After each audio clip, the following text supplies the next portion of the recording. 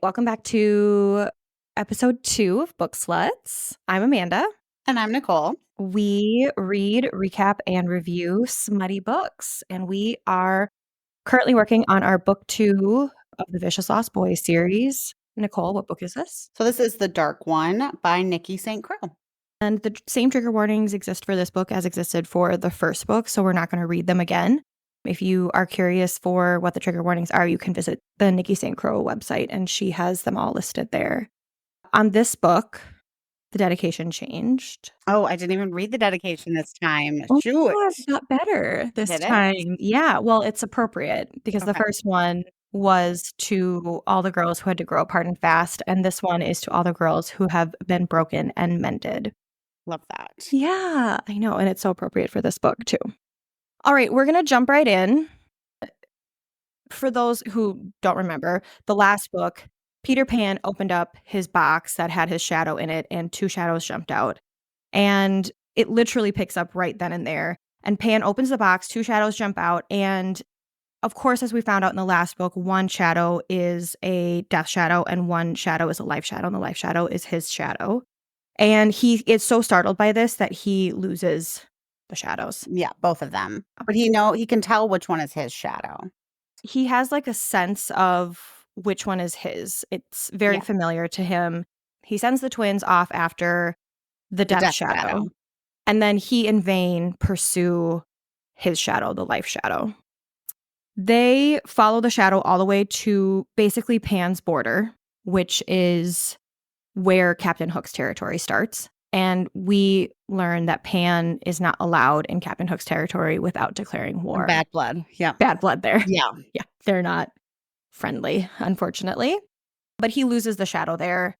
In the meantime, Cass and Bash are playing rock, paper, scissors to determine. Just nothing with them is serious. Nothing. This is the death shadow that we're dealing with. And they're playing rock, paper, scissors to determine who is going to, they kind of cornered it up a tree. And they are debating who's going to go up after it. And Bash ends up losing. Poor Bash. Of course. I would have expected that, though.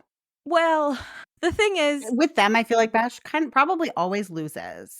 I could see that. In the first book, I really had a thing for Bash because he was always cooking, and I love that. But in this book, I realized that he really is just kind of a big dumb idiot. And I think that's the allure. I tend to go for that type of thing. Yeah. There's just not much there. What you see is what you get. I'm all for it. The thing is I have one of those right now. And on paper, it's very appealing. Day-to-day life, not so much. Not as great. Not so great. And it's really frustrating for me because this whole book, I was like, Pan is such an asshole. But I really, truly think that Pan and I would be very compatible for one another. And I can absolutely see that. Yeah. Very similar. Yeah. Yeah. So Bash loses, and he has to climb up and get the shadow. And this is kind of the part where we become aware that, now that the shadow exists, it's been missing for forever. Somebody has to claim it. And the twins are sort of kind of debating between themselves whether or not either of them would claim it or whether or not Pan would want them to claim it. And it really heightens the sense of urgency of finding these shadows. Because initially I was kind of like, well, just find the life shadow and who cares about the death shadow? Yeah. Why are we worrying about this? It was never relevant before. Nobody has looked for it. Nobody seemed to care that it's been missing. So why do we care now? But now I feel invested in them finding it. And Bash gets seriously hurt by the shadow. And all of this, we're playing rock, paper, scissors shit goes right out the fucking window.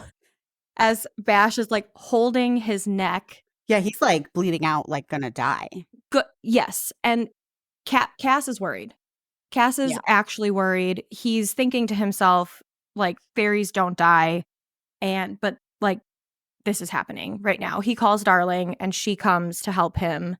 And I went back to vampires again here. Sure. I definitely didn't. I know. And I've read these books already once before, and I know there is no vampires. No vampires. No. Not a single vampire. Spoiler. Not a single vampire should be seen in this whole series. But I can't help it because they keep talking about like how much blood he's losing. And it was bringing back flashbacks of when Bella was in the dance studio in Twilight. And Eddie Boy had to come in and save her. That was sort of the vibe that I felt from this scene. And that's definitely not where my mind went. no, I know, because you're a normal person. My brain, I just really went straight to vampires, and I have to figure out how to break myself of that curse. This scene was cool though, because it goes back to something. I don't know if we talk about if you say I don't believe in fairies, they die. I don't Did know we if talk about that in the first one? I don't know if we did talk about I that. feel like we did, because that's how Pan killed Tink. Oh, yes, we did That's talk saying, about it. okay. Yes. This Yeah. is an interesting scene Yeah. because it just proves once again how smart our Winnie darling is. Just yes, genius. Absolute genius. Yep. So sharp. She figures out that if she says, I believe in fairies, that it is slowly healing Bash, who is essentially bleeding out on the floor. Which, kudos, babe. Yeah. Who would cook Saving for a you? fairy. Who would cook for you if he died? You would Yeah. You starve. can't lose Bash. You would starve. No, I never would have thought of that. I would have just been like probably sitting in the corner crying while this is happening, and Bash would have died. I would have been hungry. I would have been so Like, I know you're dying, hungry. but maybe could you just like help me fix a sandwich? Could you make some cloudberry pancakes before you go? Right. Oh my Make the god. Poor Bash. No, we still love him, even though he's been replaced by Cass.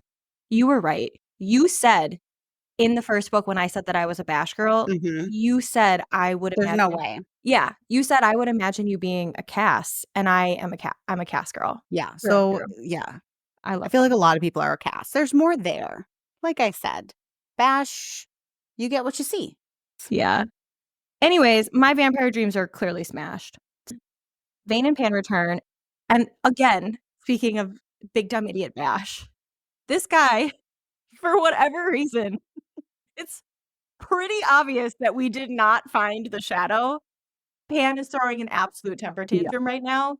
Bash decides he's still going to ask him. Just to make sure. Just to make sure if he did find his shadow. And no, dummy, he didn't. So, this is the bath. No, not yet. Yeah, what happens next? No, this is so Your notes are so detailed. I know, I did take such detailed notes this time. But while Winnie's like cleaning herself up, yes, some of those Lost Boys, yes, bring some girls back. yeah, And the girls, Pan is like, I think, drunk, and these girls yes, sit on his lap, and she comes out and just loses her shit. yes. I didn't interpret it as her losing her shit though. So she goes back to the room with Cass. Yeah. Who draws her bath. And that. Yes. I thought you meant the other bath. No. Oh, I love that bath. Yeah. Okay. Bath.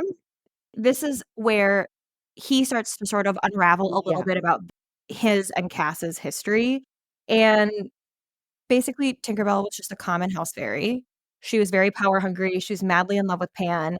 And when he turned her down, she married the king of the Fae. And Cass refers to her as a bitch, so he does not have warm feelings towards his mother. While he's telling her the story, our queen, Winnie, is slowly trying to seduce him again. He's like, she has the stamina, like, that, where? I guess she's 18. True. When I was 18, could I have, maybe. I was thinking about. If I was surrounded by 4 half-naked, beautiful men all the time, I think I would also have the stamina. All the time. Every single need that I have, I don't even have to draw my own bath. Somebody does that for me. Living her best life. I would have nothing but energy for sex. I think men. That's true. She's not doing much else. She's not doing anything else. She doesn't have to work. Yeah. She doesn't have a budget. She Doesn't have to cook. she doesn't have to cook. There's no laundry. She wears the same slip dress every single day. What else is there to do? Goals. 100%. All of this time, men have just been doing it all wrong. They all wanna have sex so bad. All you have to do is take away every problem I have. Yeah. It's so simple. Yeah. Just one small job. So Cass leaves her in the bathtub. He turns her down. He's a master of it. Yeah. I didn't even write that down. I was just like, I knew something was coming. So I was just waiting for it. I love this part though, because so Miss Winnie Darling goes ahead and has herself a little bath and a little nappy nap, and then wakes up from her nap to hearing this party and hearing these girls. And she decides that she is going to go confront them for having this party. But she very demure. It's not like Yes, she's very mindful, very she's demure. she's very mindful, she's very demure. She's not, like, storming No, down no. there and storming in and throwing a temper tantrum. She calmly enters the party, makes eye contact with Peter Pan, who has some girl Yeah, sitting on I his think lap. like a couple of them or something. Note that Cass, Bash, and Vane are all girl-free. None of them are touching girls. They have all drawn the boundary. Yeah. They respect the boundary. Pan is looking for maybe a little He's bit pissed. Yeah, more. he lost his shadow. He's He's hurting. I don't care. no. You're so fucking rude. So But then she behaves just the way a normal 18-year-old would. she does, but I love it so much.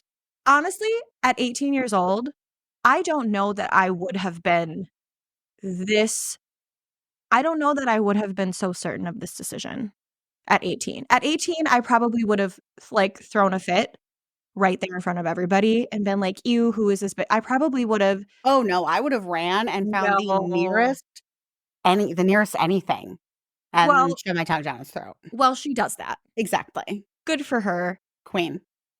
A chase ensues. He knows. She makes eye contact with him across the room, and Pan knows exactly what's happening and proceeds to chase her. She slides down the railing.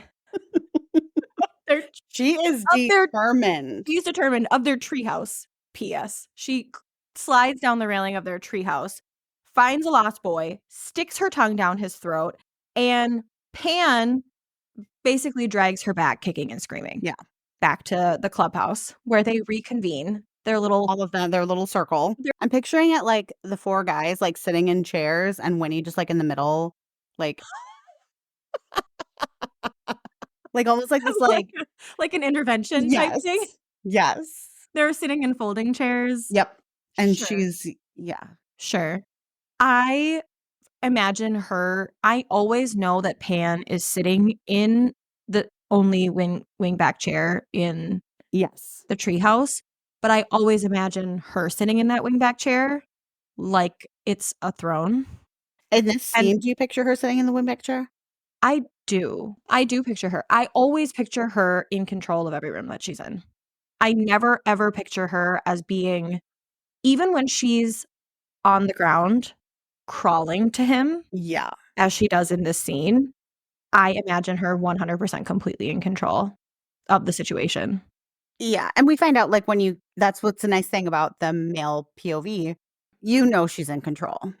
There's Yes. no doubt Yes. she is in control of every situation. Well, because in this scene, when the girls come up, we see this kind of we kind of see this unfold, and in this scene, Vane is telling Pan She's not gonna like it, he's not don't gonna do like it. that.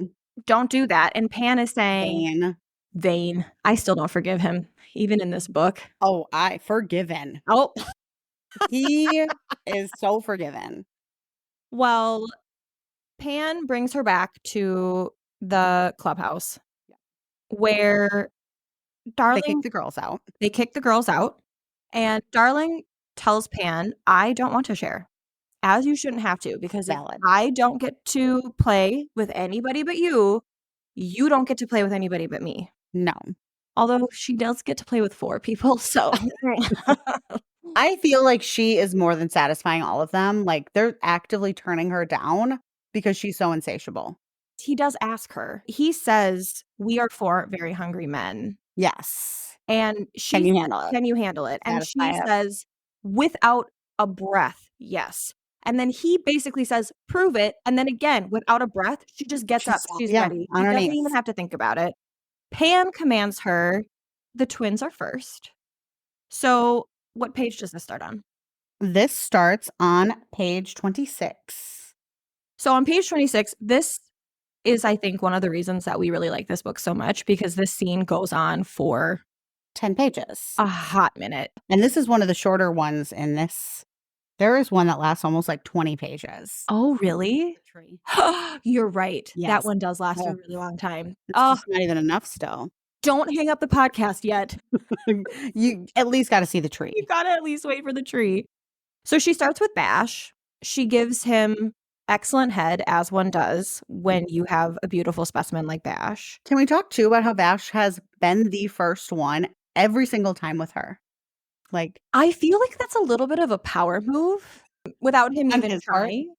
Just in general, because I think it's kind of like, yeah, I get her before any of you have had your dicks in her. Yeah. Like, time and again, he's the first one that either she gravitates towards him or he Yeah. is just like right here. But Pan loves it when she's a little bit used up when he gets her. That's where that degradation trigger comes in, I think. I love some degradation, so I don't Oh, it is. consider it It's a trigger. not for me, but this scene was for me. But I it's not loved like it. a trigger for you. No, It no, just not at is all. not your fave. No. Well, she finishes with Bash, then she moves on to Cass. This is the first time that we see Cass tying her up. Does he Yes, he goes and gets the rope. He goes and gets the rope. He stresses her up, and then Bash holds her throat while Cass face fucks her. Yeah. It's so beautifully written. And I like in the first one, or maybe it is in this one, that Pan says they do their fucked up twin shit.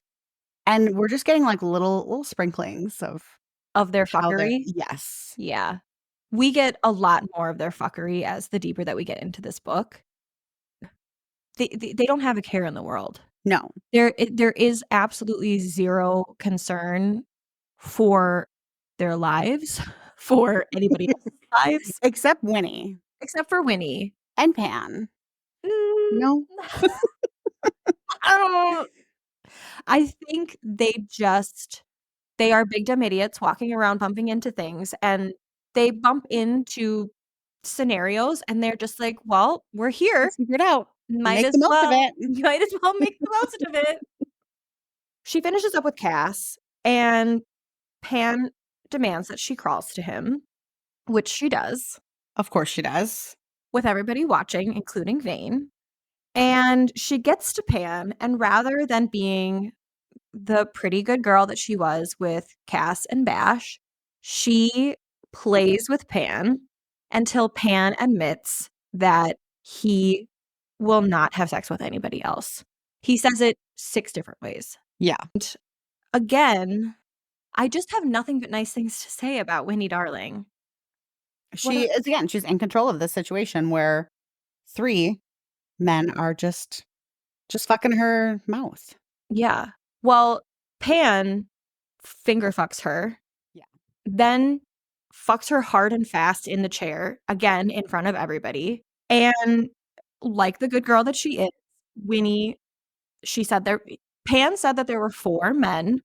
Winnie knows that she has to satisfy 4 men, so she makes her way over to Vane to seduce him. Vane says to Winnie, "You don't want any of this smoke." And Winnie is like, "Yeah, I do." Yeah. And Vane lets out his shadow, loses control of it, and proceeds to nail her to a wall by her throat, not in a sexy way. And Winnie can't breathe He's going to kill her. she's seeing death bearing down on her. And right before this was when Pan was having a temper tantrum, so there's broken bottles on the floor. And while Yeah. she's kind of struggling to get out of Vane's grasp, she cuts her foot and it starts to bleed profusely. And for whatever reason, the impact that this has on Vane is for his shadow to retract a bit, Yeah. and he gets a little bit more control and lets her go. But Vane and Pan now begin to fight. Yeah. And Darling, I do have something negative to say about Darling. Darling thinks that she can save Pan. Yeah. Babe, you couldn't even save yourself. So why don't you just But in that situation, we'd probably all do that. I've gotten in between men, like, throwing punches because I'm like, "Just let me in, like, I can stop this, it's after fine." they were throwing punches at you, though? No, that's true. That's Like, true. absolutely, have we all not been that dumb girl at the bar who's like, "Stop it, don't." We've all been Yeah, there, obviously, yeah, but he just had you. I would be fearful at the yeah. minimum, I'd be afraid of him. He's about to kill Pan, and she's just like, "I got this." Right. But then they break up the fight, and as men do, without a word, they forgive one Over another. it. They're just over it, and they decide to go for a walk and go over their plans again. God. Here we learn that Vane actually doesn't want his shadow and that he has a brother who was in love with the original darling, Wendy. Pan would like Vane to convince his brother to help Pan with Captain Hook in exchange for the whereabouts of the original darling, Wendy, who Vane's brother was in love with. Right, so we find out that Wendy didn't go home. He started to bring her home, got sidetracked on an island, and Yeah. I think he said something along the lines of relieved of her Yeah. He just presence, leaves her and he on leaves her there, Everland. Everland, which is another eternal island. So it's safe to say that she's probably still alive Yeah, at this and the point, same age. and the same age. You've read the I spin-off. haven't gotten that far. It's just man on man so far. Oh, I can't wait to read it. I'm so excited. Vane eventually agrees, but he cautions, sort of in the same breath, he cautions Pan to keep an eye on the twins Yeah. with the Death Shadow because there's history there of the fairies turning on Pan. Yeah. Tink was Pan's best friend and she still turned on him. And so both Vane and Pan are very conscious of the fact that even though these boys are their brothers, there's a chance that they could turn on them. Well, now Cherry is back. Everybody thought we were done with Cherry, but we're not done with Cherry. Cherry is here. Of course she is. She's little my sister calls my niece, her wood tick because she's just always attached, and I feel like that's what Cherry is to Vane. He can't get rid of her. He tries to punish her. He He's so mean lets to the her. shadow out, like, Yeah. she should not want him. No, but how many of us have been in those horrific relationships before? She finds out that she has a job. She's still obsessed with Vane. Vane has a job for her. He wants her to come with him to visit her brother, who is none other than, drumroll, Captain Hook. Captain James Hook. We meet Captain Hook at this point. We get his POV Yep. and learn that Tilly has already contacted him. So there is some strategy playing out here between the different factions, which is essentially the fairies, Captain Hook and his pirates, and then the Lost Boys and Peter Pan. And he, just like in the stories, has a hook for a hand. He is fearful of the crocodile, who in this book is a human being, or a, Well, he's a he's not an magical actual. being. He's a magical being. He's not a He's crocodile, not. It's not actually. an actual crocodile that eats his arm. It's somebody who Chopped his hand off. chopped his hand off. And he has a Smee. However, the Smee in this story is a A beautiful woman. woman pirate who is fearsome and powerful in her own right. Badass. Captain Hook is too neurotic for me. Yeah.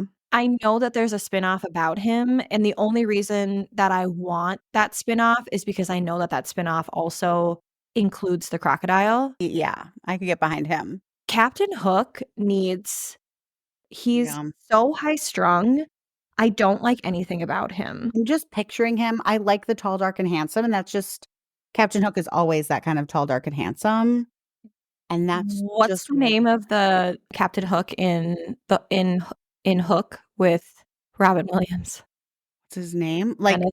actor? Yeah, Dennis something. No. Oh Dennis my god. Hoffman. Dustin Hoffman. Dustin Hoffman. Yes. He's That's Dustin not what I'm he's picturing. Dustin Hoffman to me. He is. I'm picturing more from the TV show Once Upon a Time. Oh, I never watched that. Well, he's British. Irish? Something. And yeah, That's appealing. that does that for me. He is a old bald man with a wig in my mind.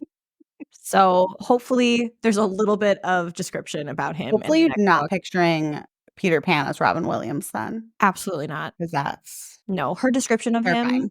she doesn't have a description for Hook at all. No, There's no physical description of him, so we're no. kind of left. I can just do with my mind what I want with Hook. You can, and I love Love that you that. directly went to a sexy man, Of course I did. but she gave a very good description of A Pan Pan. and his corded muscles and his tan skin and Right. his tattoos and yes. She does in this book say that he's the tallest of them, so I was wrong. He is the tallest, Mm, but the twins are still Spark says bigger. bigger, thicker, Yeah, like muscles. more And then Vane is, like, I think a little more muscly, but mm, still not as tall. sure. Still has the biggest dick though. He sure does. I'm here for Heyo. it.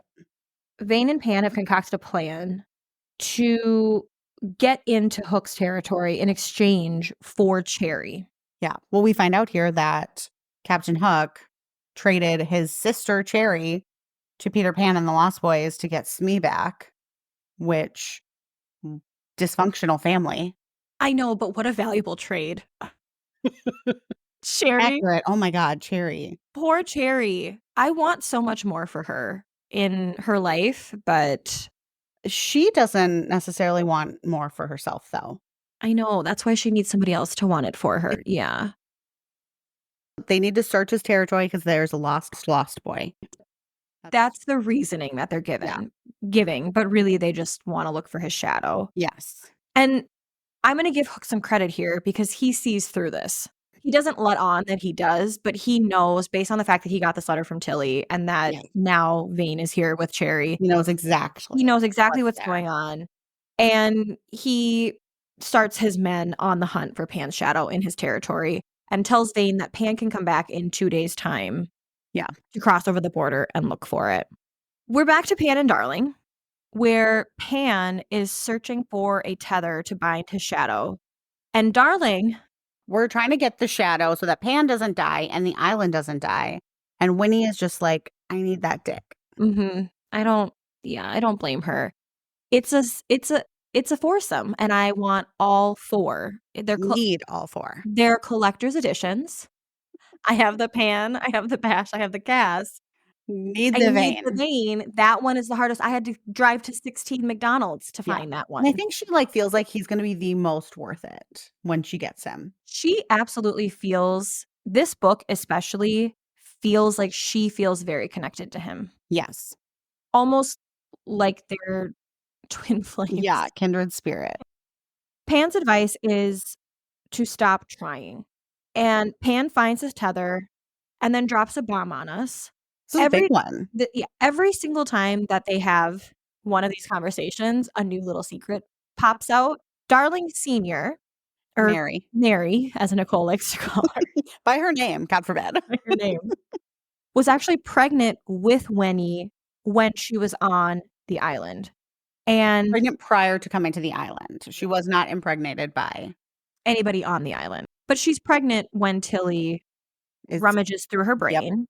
And Pan admits to himself that Darling feels like coming home, which is interesting. Well, and she feels like she has some type of a connection to the island too, which makes sense because she's already been there. And we haven't talked about it really in any of this. The lagoon is kind of a big thing, and we really haven't talked about it at all. No. There's so much to talk about. The lagoon is a magical body of water. And Pan can't go into the lagoon, but it is insinuated that maybe he came out of the lagoon, He like says that's his first memories. that Look, he was essentially created by the right. magic of Neverland in the lagoon to be to be the king of the island. But the shell that becomes his tether is a From memento from the lagoon that Winnie's mom found while she was trying to heal from the damage that Tilly had done to her brain before Peter Pan brought her back. So maybe floating in the lagoon passed some of that magic over to yeah, that's Winnie that's interesting. while she was pregnant. Now, Darling gets the treat of a fucking lifetime here. Yeah, she gets to go to the tomb. She gets to go to the tomb with Mr. Peter fucking Pan, which is actually not a tomb, it's a beautiful room, and with a big, beautiful bathroom, and she gets to see him fully naked from head to toe. Pan draws her a bath, and then he thoroughly fucks her. Pan is definitely big on degradation, which Winnie loves. The boys are big on praise. They definitely are. They They're both constantly. they're both constantly telling her what a good girl she is. So Winnie gets the best of both worlds and they come from the perfect people. It makes sense to me that Pan would degrade Winnie based on his personality, and it makes sense to me that the twins would praise her. And I'm so jealous of this bitch for getting both. We're not sure yet if Vane in a sexual manner is gonna be doing either, what he's gonna bring to the table. Oh, I already know what Vane is going to bring. I knew within moments of starting the book exactly what Vane was going to bring to the table. So this sexy scene Mhm. is from page 81 to 87. Nice. Another A 6 decent pager. yeah, it's a decent haul. And it's a good sex scene. There are scenes in this book, the scene where Cass draws her a bath and then sort of turns her down, where they don't even remotely do anything sexual together, and it's a sexy scene. The whole book, you're constantly thinking about sex. That is all these 5 are doing. It's a very sexy book from beginning to end, for sure. I think that's why it got rated a little higher when Yes. I rated it originally, is because the sexual tension is just always Yeah. there. Mhm. Well, here we have the twins have made a poor choice. Go figure. Shocking. They go for a walk and they just decide on a whim we're near-ish to I'm not kidding you, this was not it sounds like they went on a walk and then, "Oh, oops, we just fell into the Fae territory." No, these big dumb idiots were walking around and were like, "Oh, wait, this is Right, here's the here gate. it is. Let's Should we go just visit our sister." go in and visit our bloodthirsty sister? Yes, we should. Let's do it. So they sneak into Fae territory. They come face to face with Tilly, and they drop on Tilly that the reason that they killed their father is because he was going to disown the boys for their affiliation with Pan and then auction off Tilly to the most powerful bidder. And they are shocked to discover that she knew that already. Knowing the tiny little bit that we knew already about Tilly, of course she did. She's conniving. Very Yeah. manipulative, like, I wouldn't be surprised if it was her idea. It's interesting now because I never get the sense, never, not from the first moment that I meet her or in any of the interactions in this book, like she is in charge of her space. Yeah. I never get that sense. I realize that she's a queen. She's written like a queen. I never get the sense that she is. Well, they kinda talk about how the Fae don't necessarily want her to be queen. Like, she's Oh, not a super well-liked queen. sure. Mm. We return to Pan and Darling, who are getting their daily wake up call from Vane. This little dance between Darling and Vane begins because Darling is going to heed Pan's advice and she is going to not pursue Vane. He is his brooding self, asshole self. Of course. She is witty and aloof until she almost falls on her injured foot, and Vane, quick as lightning, comes over and rescues her and commands that she goes upstairs to put salve on her foot. And I know that we're supposed to be like, oh, Vane, he secretly cares. I don't care. You're an asshole. You spit in my mouth without my consent. I Well, hate because then he tells her that he fucks Cherry because Cherry isn't Winnie, you. Mm-hmm. which, I mean, dagger to the heart. For this girl who only wants to fuck Vane, he said that just to hurt her. So I didn't love him there. Thank That was you. mean. Thank you. Wow, I feel Feel so vindicated. validated. I do. I really do. So Winnie goes ahead and finds the twins. And She tries to initiate it, and they turned her down. yes, after their long night Yep. They're like, with I can't do it. their sister, they turn her down. And but Winnie is absolutely no chump. Knows what she's You doing. don't fucking turn Winnie down. Nope. So Winnie aggressively makes them both hard and then says, "Okay," Yep. and just I guess walks. I'll go to bed. Just, shoot. Looks like your dick's hard. I'm gonna go to sleep then. Bye. But the twins, everything is a game. They're having their little mind They conversations. have their little tinkle conversations. Oh, I don't think we talk about that. You hear bells when they're talking telepathically. So their little fairy conversation happens, and they decide that they are going to play with Winnie. They get the rope. And this is Best scene. honestly, this is probably one of the best sex scenes ever written in any of the books that I've ever read. I agree. I've read this scene as many times as I've watched the last 10 minutes of Bridgerton, episode 4, season 3, part 1, episode 4, which is like 100. I skimmed this entire book. Word for word. I read this scene word for word in my reread. It's so well written. Yeah. What are the pages for the scene? So it is 108 to 122. There we go. It is just Yeah. chef's kiss. It really is. This scene could very easily have gotten, for how long it is, could have gotten very repetitive.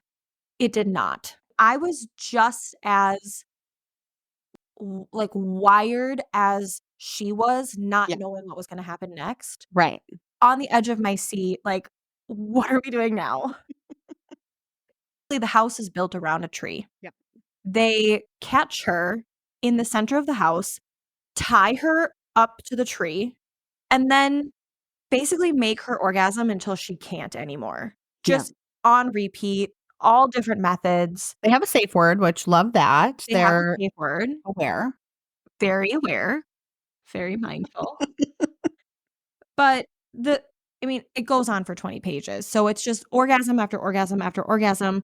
The part that Nicole and I really can't get over is that they create images that are very realistic. Sure. And I was actually picturing it happening, but I guess that's what we were supposed to do, is actually picture these vines just fucking her. imagined them coming from the tree. Yes, same. But I know It's in her head. it's all in her head. It doesn't matter because it still gets her off. Yeah. With a vine. Yeah. With several vines. Like, they're on the outside, they're on the inside.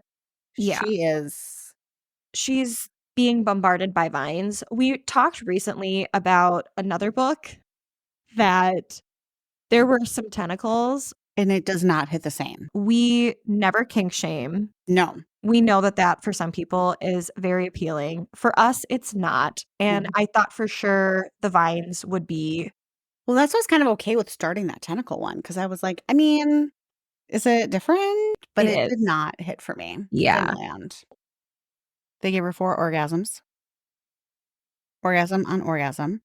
4? Don't they? I thought it was 1,000,000. Well, they seem to just go on forever. Well, they describe the 4, like the original one, and I can't remember who gives her that one, and then the vines, and then she sits on Bash's face, and then they both fuck her. Oh my God. Lucky. Those are the 4 that I can remember. She probably had more orgasms, but she had 4 separate orgasm sessions. She ends up collapsing from orgasm overload. She says after the second one that she doesn't think she can keep going, and they just continue. And they just love to play. And to please her. And the other thing too about this scene that really struck me is because we talk about prose when we like rate our books. Yeah. This scene is quintessential pirates captured maiden. She's wearing a slip dress. She's tied with rope. They say something about capturing her, and she says maybe like I wanted to be captured. It fits so well with the theme of the rest of the I didn't think story. about that, but that's a really good. I think that these books are gravely underrated. I agree. Like, the fact that you had never even heard of this when you were down some big rabbit hole. Such a dark rabbit hole, and not one person in any of my smutty book Yeah. groups recommended this to me. We're gonna get the word out. We have to because it's so good. Nick Pan comes in at the end of their session, and he is upset with the twins because They're fucked up twin shit. They're like, "Never let them get the rope." Pan Oh, does he say that? Yes. Oh, shoot, I missed that in my Yes. skim. The thing is that he can be as mad as he wants to be about it. He fucking loves it. He makes her start with them every single And time. she's so pleased. Like, I can just picture her because she's so pleased Yeah. when they walk in, she's just, like, flying high. She's so pleased with herself, like, Yes. An they're absolute pissed. lump of a person, I'm sure. Just She probably looks terrible. yellow. Sweaty. Oh my god. The twins and Pan start fighting over this. And I didn't write it down, but I took a screenshot of it, and I'm just gonna read it right from the book. Pan is worried about Winnie's well-being. And they're going back and forth, and Cass and Bash are like, "You told her to crawl," and they're kind of just, like, digging at each other, and Winnie screams to stop and says, "Let's get something straight. You're all assholes. You are my assholes. I didn't have to stay on my knees for Pan, and I didn't have to push Vane to the brink, and I certainly didn't have to get tied to a tree. I chose those things. I chose all of you, even you, Vane. So stop treating me like a fragile toy. I'm not. I'm a china cup that has been broken so many times that I'm never sure if I'm a cup or just separate pieces held together by glue and sheer determination, molded into a cup-like shape. I know how to crack and I know how to mend, at least with you all. I know I will never mend alone." I love that part. Are you kidding me? Yeah, because you can hear in their, like, POV, you can tell, like, they're worried, Pan's worried about her, Vane is worried about her, and she's just like, "No, get it through your heads. I'm making these decisions. I'm a grown woman of 18," but I digress. She's like, "This is my life. I'm making these decisions. I Mhm. choose it, so you guys should not feel bad for giving me what I asked for. If somebody wants to fuck me with a vine, I'm gonna let them. I'm all in." All in on it. The men decide to blow off some steam. They go and get drunk. Super drunk. It's a never-ending party. It's In Neverland sounds epic. And they don't age, so there's no worry of, Right. This line on my forehead. "Oh, no." A little Botox clear that right up, babe. The men are all drunk, and while Pan and the twins skip rocks on the beach, Sure. as boys do, Darling decides to slip off to find Vane, and she finds him floating fully naked in the lagoon, which is where we discover that he does, in fact, have the biggest cock of all four Yep. men. Good for him. She decides that she is going to, I don't know, throw the plan out the window, and she's going to try to basically seduce Vane again. And we get another Starla reference. I think this is when in the first episode when you were saying that you thought that Yeah. she thought to herself, "This is for you, Starla." Yeah, that was This here. sounds very much like that. She hears Starla's words in her head, which are big dick energy, that one. I imagine them all as British, I think. I mean, because I they imagine Starla with a Cockney accent. even you I don't picture Winnie as British, but it makes sense Oh. that she would be because Wendy, Mhm. Darling, is British. I Mhm. didn't even think about that. They do reference that Captain Hook is from England. So, Winnie strips down and gets into the lagoon with yeah, he kinda goads her. He's like, "Are you just gonna stand there? Or are you coming in?" Well, because he wants to have sex with her. He's just resisting the urge. And she basically breaks him down. I mean, she really does. She gets a little bit of information about where he Yeah, they comes talk about his from. family They talk and about his family. island. They talk about his sister who was killed by men and is very likely the reason that he saved her the night that Tilly was rooting around in her head. And he intentionally hunted down and claimed the Death Shadow so that he could avenge her death, which he did. He killed all of the men who killed his sister. In all of this connecting in the water, They're definitely like forming a bond in the water. they get so close to fucking. Mm-hmm. He gets the tip in her. She's hanging on him in the water, and his shadow takes over.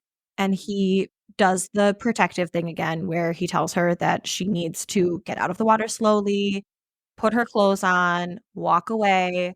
Vane is not a stupid man. There is no way in my mind. He knows that's not what she's going to do. Absolutely. For as long as they've known each other, the like what 5 days, like he knows. 5 days. They're in love. He knows. The Second, opposite. he knew the second that he told her to take her clothes off. This bitch just runs naked down the island, down the beach. She has been trying to seduce you. Yeah. From the beginning. There's no way she's not going to be fully naked in a body of water while you are also fully naked and not try to seduce you, sir. So please don't do the thing where I'm trying to protect you. Ugh, barf, I'm still mad at you. I hate you.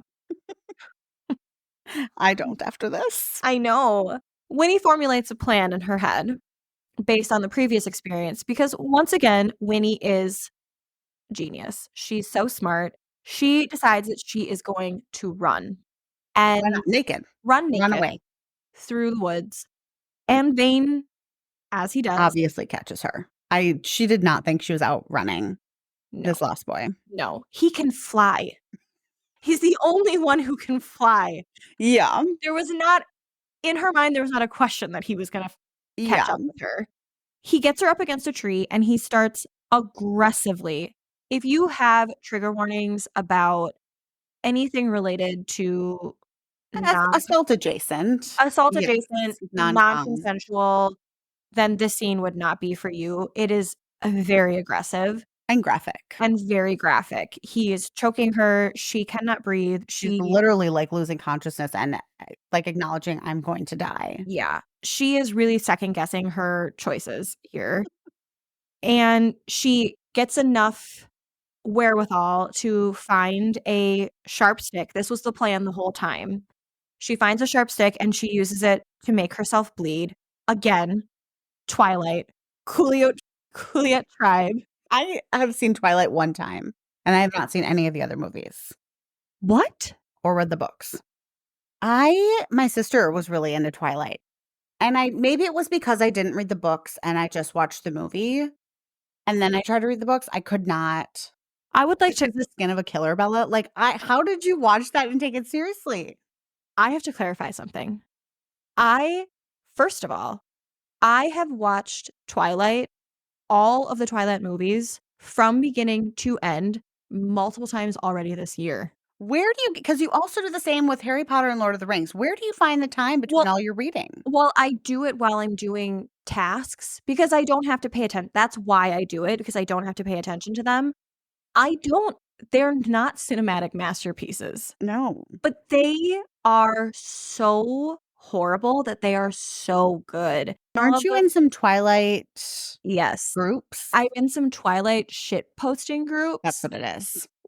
And the memes in these shit posting groups, it's not even just the memes, it's people's comments on the memes. And then the memes get their own little cult following and they become, it begets new memes. It's the greatest thing ever.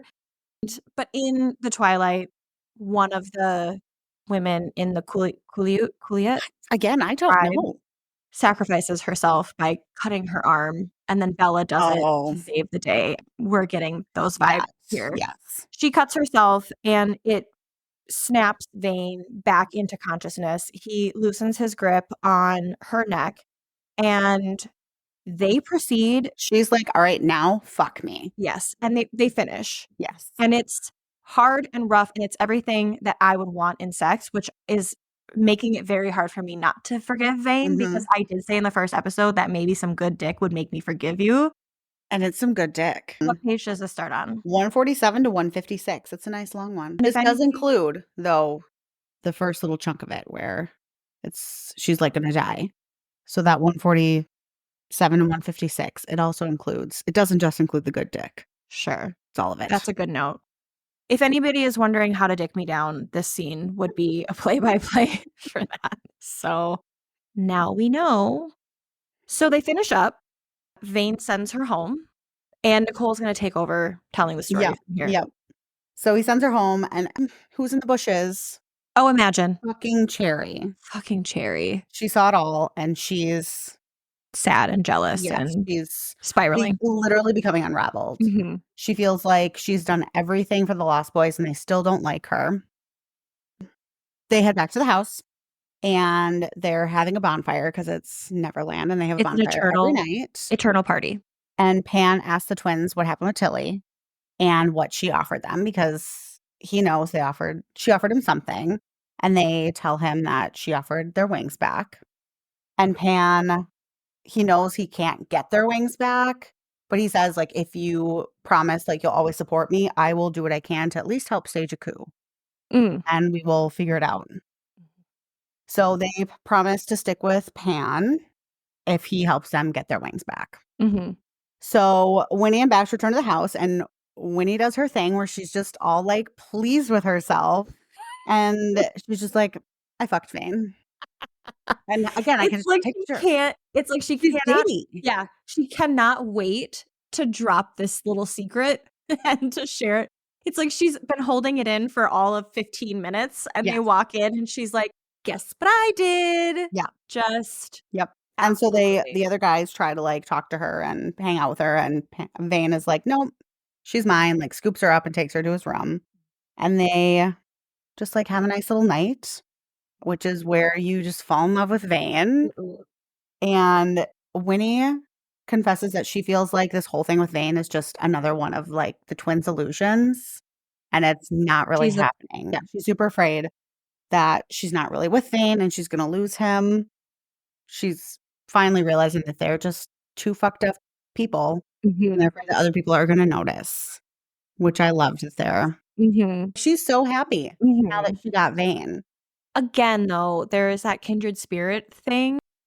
The way that this is built into the story is so subtle. Yeah. But it's so necessary for the next couple of books. There is, like, almost like a magic that's drawing them together. And Winnie asks Vane to promise not to leave her, and he promises that he won't. And then now we're back to Hook. Back to Hook. The most neurotic man in the world. Type A. Do you know who very, very type A. Do you know who I figured it out. I know who I picture him as. Do you remember that show 2.5 Men? Yes. With No. Yes. With okay, but he doesn't look like what's the Tiger Blood guy? Yeah. What's the Tiger Blood guy? What's his name? I don't know what his name is. I don't know what his name is. I can picture him, that little his brother. Yeah. With his shirt tucked in and his like trousers with, like, the Charlie Sheen. Charlie Sheen is Yeah. But then the brother, I don't know what his name is. In the show, I think his name is Alan. That might be. It sounds like the he sounds like an Alan. Yeah. That's how I picture Captain Hook. I picture him walking around, like, wiping, like, invisible specks of dust off of mantles, and he's so neurotic to me. I want to love him so bad. I can't wait for the next book or for the next series. I know. So Hook is, like, cleaning around. He's wiping up the dust in his office. Of course he is. Yes. And Smee comes in and tells Hook that they found the shadow. The compound shadow. But Hook, because he's a big dumb idiot too, he doesn't know how to capture it. Go figure. It's just like, because he's a human. Yeah. How would he know? Idea how to capture it. He doesn't know about the tether. He doesn't know about any of that. So he's like, let's go put it in a box and we'll go from there. We'll figure it out. Big dumb idiots walking around bumping into things. But this is also 2 nights later. So Pan is gathering everybody up and they're going. to go search for the lost boy, the shadow. And they take Winnie because they're not leaving her. They know that that's a terrible idea. They get to Hook's area and immediately shift in energy. They can tell probably his shadow is found. As they get there, the two people who can't take anything seriously start joking around. Everybody's like, Cass, are you okay? And Bash is like, he's just upset that we have to kill our sister. And Cass is not loving that. But I think it's just a really good dynamic with their personalities that Bash just takes nothing seriously. I read a lot of reverse harem, Sure. and I would say that this quad Yes. is very typical. There's always a leader, the asshole, the kind of fun whatever, and then sort of the more kind of serious, like Sensitive. soldier or whatever. Sure. This is all very textbook. However, as big of a big dumb idiot as Bash is, he still is not like the dopey, happy-go-lucky. Right. So we keep talking about it, but also if you do decide to read this book, know that he isn't just this dopey, like happy-go-lucky, I don't have a care in the world. He is very serious. I think this author, the original Peter Pan and Wendy book, there was a lot of like racist kind of undertones to Very it. much. And I think that this author was very aware of that, and she speaks, I think, very respectfully about the fairies, almost as if I would say that, like, almost like The native, native. Yeah. like native people. Bash is kind of a not doesn't take anything too seriously kind of person, but he also is, I think, very grounded in like who he is as a person, and I think that he does a really good job of grounding the group with him being so lighthearted. For sure. Well, Pan can sense that somebody has his shadow. So they kind of split up. Pan and Bane are going to go in and get the shadow. They leave Bash and Cass to guard Winnie outside and just hold down the fort. Hook sees them and comes out. I They don't know. confront Hook and wanna Yeah. know where their shadow is. Yeah. And Hook is just like, I don't even know what you're talking about. Where's Cherry? And Pan, he knows his shadow's there and he like tries to get upstairs, but then Smee comes out and has a gun at Vane's head. Smee is a powerhouse. She is. Yeah. I kind of feel like I'm hoping that in that other series, there's more about her because I would read a book about her just getting fucked sideways. Except that Smee would not get fucked sideways, and I She would would do the fucking sideways. she would do the fucking sideways, and I would go on a limb and say that if that book ever does get written, it'll probably be sapphic. Like, don't you get that vibe Yeah. from her in the Yeah. way that she's written? I don't think that she is interested in Absolutely not. men. No. But you know that she'd know what she's doing. Oh, 100%. Yeah. She is in charge. She is in charge. Yeah. She's in charge of Captain Hook. He doesn't even realize it. So Exactly. So Vane, like Pan looks at Vane and Vane's shadow's getting ready to come out. He's like, I got this. But then who comes bursting through the door? Tilly.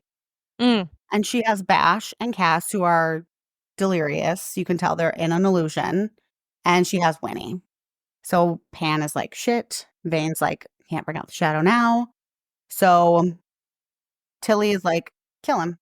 Go ahead and kill Pan. And Hook is like, no. Where the hell is Cherry? I need to know where Cherry is. And Pan decides that he's gonna fuck with Hook.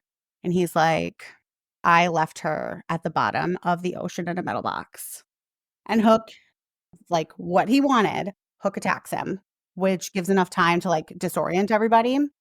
And Vane uses it to go after Tilly and get Winnie out of there. And then the twins' illusion breaks. They fight off all the Fae warriors. They get out. Hook is still attacking Pan, so Pan pulls out a little watch that's ticking. Mhm. And then Hook like loses his mind and thinks it's the crocodile because that was the thing. He loses his mind when there's a clock. And then Pan finds the box and opens it, and there's a shadow. So Vane is taking Winnie back to the treehouse, and there are some pirates there. And Vane kills them, and he's like, I need to go back. Stay here, be safe. Go lock yourself in a tomb. As soon as Vane leaves. Cherry pops up. Okay, here we have Cherry. They went back and forth here. Oh, So shoot. Cherry is just like, "Are you with Vane?" Mm. And Winnie is like, "I'm so sorry." And Cherry can tell she feels bad, but It's hard for me to sympathize with Cherry. Why would you ask the question? You knew it was you saw it. how could you not know that this was the direction that this was going? Right. So Cherry is like, "Can you help me? There's something in my room." And Winnie is like, "Oh, shit, it's more pirates. Like, we're not going in there. We need to wait till the boys get back." And she's like, "No, I heard it. I think it's a parakeet." Mm. Mhm. So then we're back. And this is like, this all is just happening. I can picture this in the movie where just everything's happening. It keeps going back and forth to this like big climax. And you just can tell that this book is going to end on a huge cliffhanger. Pan, his he's opened the chest, and of course, his fucking shadow darts out again because he can't hold on to anything. Mm-mm. So then Tilly attacks him, and then Vane arrives, and he's like, "Yo, toss me the shell." So Pan tosses him the shell, and then Vane is able to capture the shadow, and then he tosses the shell to Pan, who then he like crushes the shell and then like gets on all fours over it, and then the shadow comes into him. Yeah, which So is very unattractive to me. it was not the climax that I was expecting for the Mm-mm. shadow. They make it seem like they claim it, and this doesn't feel like a claiming. It No. feels like desperate Yes. attempt at a power grab or Yeah. something.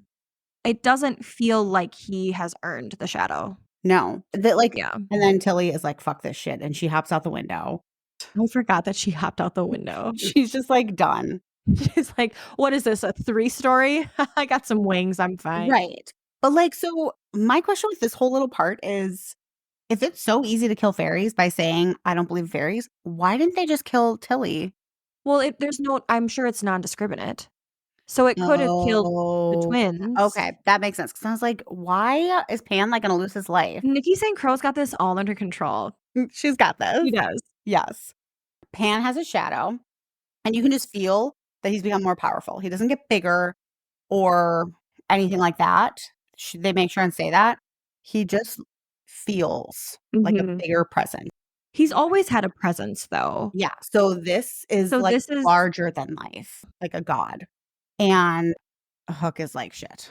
which, oh, PS, we didn't talk about this, but do you remember in the bathtub scene when he was fucking Winnie and she said, "Oh, God," and he Yes, said something along the lines of, "When I'm inside of you, I will always be your God." And I yes, was like, "Yes, you will be, Pan." yes, I'm fine Wow. with that. I That is also a theme that has come up in other books I've read, where these men are just loving being called God. Like, Mm, "When I'm inside you, you don't say God, I'm your God." yeah, the God So, complex. yes.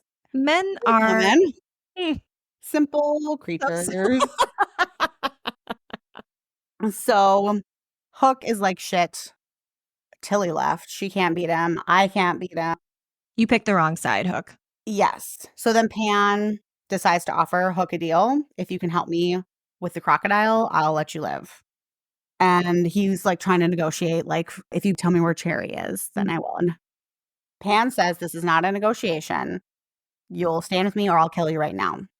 And then Pan is like, "By the way, she was at the house the whole time." So Hook's pissed. So we're back with Cherry and Winnie, and They're at the clubhouse. they're at the treehouse. They're going to Oh, Cherry's it's the room. treehouse. I keep calling it the clubhouse. They're back at the treehouse. They're going to Cherry's room to check on this parakeet. Cherry opens the door and shoves Winnie inside. Cherry had found the death shadow In her and bedroom. in her bedroom, and she just locked it in there. And when she saw Vane with Winnie, she hatched this plan that she was going to get rid of Winnie by luring her to the death shadow. Which was such a dumb plan. There What did you think was going to again, happen? These boys will kill you if they know what you did. exactly. How do you think that they would react? First of all, I know you did not underestimate my girl that much. But in How her head, she's could just you? very much like, "If Winnie's gone, I can have them back." Which is so silly because You that would know it's never not happen. happening. Yeah, they would hate her all the more if Winnie Yes. died. Yes. So Anyways, in her head, she's freaking out. She's second guessing herself. She's as she feeling should. bad because Mhm. she's like, well, Winnie did really apologize. She seemed like kind of remorseful.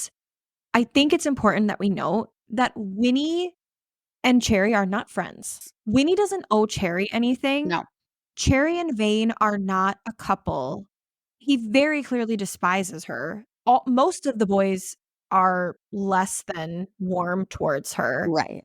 I feel like that needs to be made very clear because Cherry sort of has this vendetta against Winnie when she doesn't really have a stake or a claim to begin with. And this isn't like a, oh, he's your boyfriend, so he's off limits kind of a thing. This is like Cherry is legitimately nobody to anybody. She just is She's inner holding on to circle. this fantasy Yes, she's and like you said in the last one, she's inner circle adjacent, and that's it. She is not nobody owes her anything. So for her to be so upset that she's going to kill Winnie over it is still has this delusion that they'll be fine. right.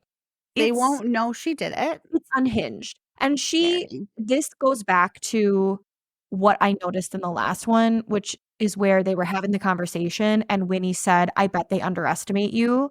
And Winnie underestimated Cherry here. Very much. She really thought it was probably a parakeet. There's never a question that we are made aware in Winnie's mind of like, "Oh, no, it's not a I parakeet. shouldn't trust I her. Why shouldn't am I trust going to her." have No, she's Yeah. actually, like, happy to see her because like, Mhm. these pirates have attacked and Yeah. strength in numbers.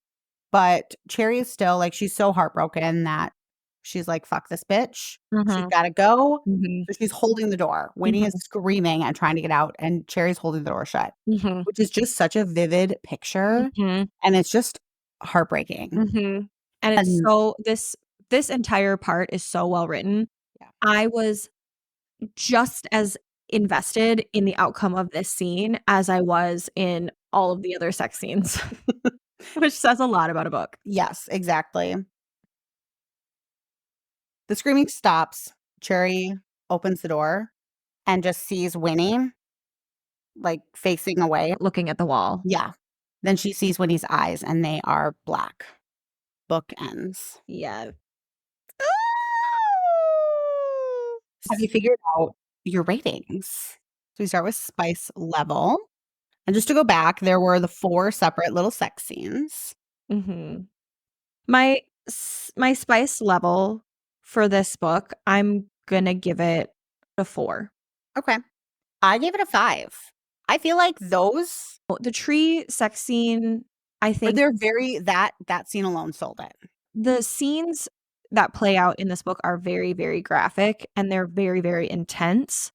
But I think I would personally reserve a 5 for something a little darker than what we see here. And even though the the tree scenario with Vane, not with the twins, but Yeah, the tree scenario with Vane is pretty dark, it's still pretty consensual. that's So that's and true. and I think it's still kind of vanilla. I mean, they're just having Yeah. P to V sex. We got some double So, penetration. we did get some We got double some blood. penetration. Yes, which I would yeah. I'm Yeah. gonna give it a 4. Okay. All Mhm. right. And I gave it a 5. What about spice frequency? Spice frequency, I would give this book a 5. Same. I gave it a 5 as It's well. instant. Yeah. Yes. They're big sex scenes. Mhm. 20 pages. That's impressive. All right. What about storyline? I hate myself. I'm gonna give it another 4. Okay. I gave it a 4.5. This one really roped me in Mhm. because with some other books that I've read that are series, I'll start the first one and it's fine. And then the second one, it's just a lot of the same. And Sure. that's not what we got here. Mhm. It was a very different story that I'm now invested in. 100%. Prose. I'm gonna give the prose in this a 4 as well. Same. It's so well Let's agreeing written. on everything again. I know. We're so cute. Our next book that we read outside of the series is Don't agree we don't on. agree on. So, if that's a concern for anybody, Stick just around for 3 more stick episodes and you'll around. get there. Yeah. All right. And then overall, Overall, I'm gonna give it a 4.5. okay. I gave it a 4. That's unusual. I Why did you give it a lower score than me? I'm comparing it to some of the books that I've given 5s. I'm gonna give it a 4.5 because I don't give 5s. They don't exist unless you're Kingdom of Ash. You don't get a 5. I give 5s out like candy. You do. I love that about you. But this one's gonna get a 4.5 because the storyline was interesting. I thought it was thoughtful. I thought it was well written, and the sex is just so on point. It hits everything that like I would go home and reread this book again tonight. It's so good. Yeah, I've reread at least some of those scenes Mhm. multiple times. Yeah. Good rating. Good book. Yeah, and then it is on Kindle Unlimited, the whole series still is. It's again, you can get it on paperback from Amazon, Target. I don't believe it is an audio book form, but This one isn't. I don't think so. Mhm. But you can pretty much get it anywhere. You cannot get it at the library closest to us because I did check that. Wow. Good for you. Thorough. The li the library was like, we're Yeah, just gonna looking get at the something else cover. in. Sure. Well, that wraps up book 2 of the Vicious Lost Boys series. Join us at our next episode for the next book in the series, which is It is called The Vicious Darling. Our Vicious Darling. Ready for it. So ready for it. Done.